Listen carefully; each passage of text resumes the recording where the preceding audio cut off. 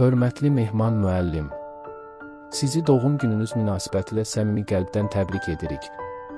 Bu əlamətdar gündə sizə möhkəm can sağlığı, uzun və mənalı ömür, ailə səadəti, iş həyatınızda isə yeni nailiyyətlər arzulayırıq.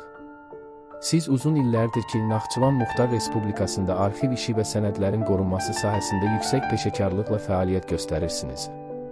Dövlət Arxiv İdarəsinin rəisi kimi sizin rəhbərliyiniz altında bu mühüm sahədə böyük uğurlar əldə olunmuş, arxiv fondlarının qorunması, sistemləşdirilməsi və müasir tələblərə uyğun idarə olunması istiqamətində mühüm addımlar atılmışdır.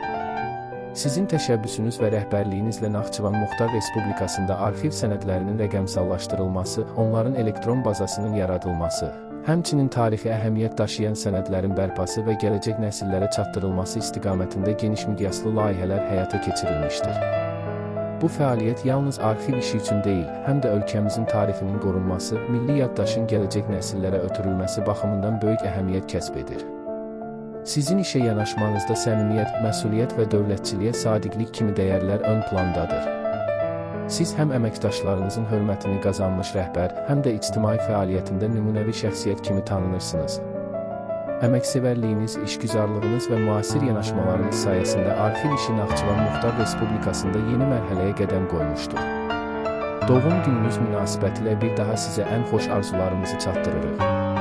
Qoy həyat yolunuzda daim uğurlar, sevinç dolu anlar və yeni qələbələr olsun.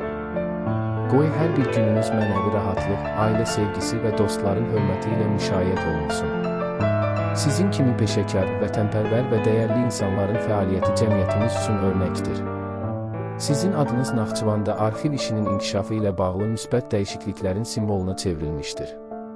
Bir daha sizi ürəkdən təbrik edir, sizin gələcək fəaliyyətinizdə uğurlar, sağlamlıq və uzun ömür diləyirik. Ad gününüz mübarək, hörmətli Mehman müəllim. Uğurlarınız daim bol, yolunuz hər zaman aydın olsun.